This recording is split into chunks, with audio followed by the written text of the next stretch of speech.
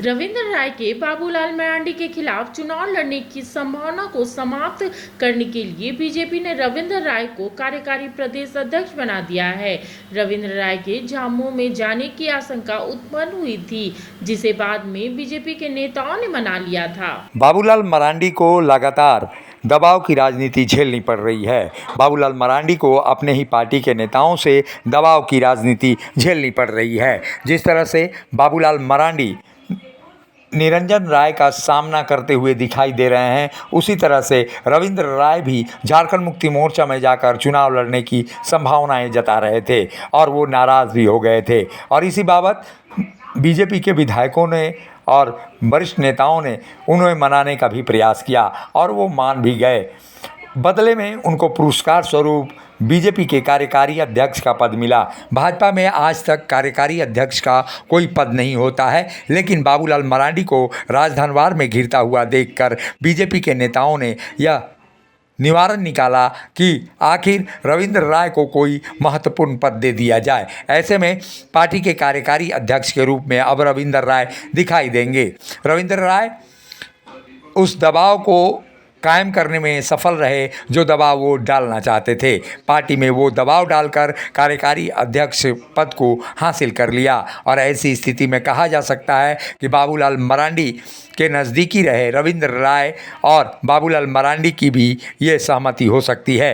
ऐसी स्थिति में ये कहा जा सकता है कि बीजेपी के अंदर दबाव की राजनीति खूब चल रही है और यही कारण है भूमियार जाति के अन्य नेता भी काफ़ी दबाव डाल रहे हैं। राजधनवार में निरंजन राय भी बाबूलाल मरांडी पर दबाव डाल रहे हैं और ऐसी स्थिति में वो चेतावनी भी दे रहे हैं कि बाबूलाल की राह वो विधानसभा जाने से रोकने में कहीं ना कहीं खड़े दिखेंगे। ऐसी स्थिति में निशिकांत दुबे के घर जाने के बावजूद भी निरंजन राय नहीं मान सके। ऐसे में कहा जा सकता है कि राजधनवार विधानसभा क्षेत्र में भूमियार जो परंपरागत भाजपा का वोटर हुआ करता है, उनके नेता अब दबाव की राजनीति शुरू कर दी है।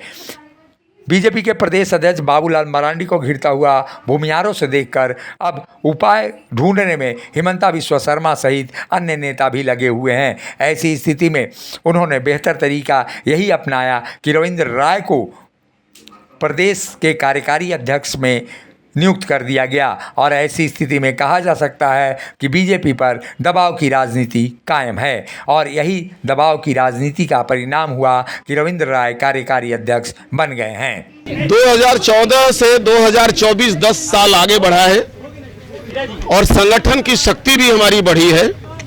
हम 2014 की जो सीमा रेखा हमने बनाया था उससे पार करने की हम कोशिश करेंगे और मैं आपको विश्वास दिलाता हूं, आदरणीय नरेंद्र भाई मोदी, राष्ट्रीय नेतृत्व जगत प्रकाश नड्डा जी ने, हमारे संगठन प्रभारी ने, आदरणीय शिवराज जी ने, आदरणीय हिमंत विश्व शर्मा जी ने, बाबूलाल मरांडी जी ने हमारे ऊपर जो इस मौके पर हम पर एक विशेष जिम्मेदारी दी है उस पर खरा उतरूंगा। 14 में जितना हम सफलता पाए उसको पार करने की कोशिश करूंगा। भारतीय जनता पार्टी झारखंड को जन्म दिया है, हम उसे बर्बाद नहीं होने देंगे। पार्टी में कई लोग रूठे हुए हैं, वो उनको मनाने का प्रयास होगा क्या? और मनाने का सिलसिला भी उसमें से एक शामिल नहीं, गलत बात। मैं पार्टी से रूठता नहीं हूं, मैं पार्टी का पैदाइश हूं और यदि रूठना होता तो 2019 में रूठता, जब मैं सिटिंग एमएलए एमपी था और हमको कहा गया कि संगठन के काम में लगो।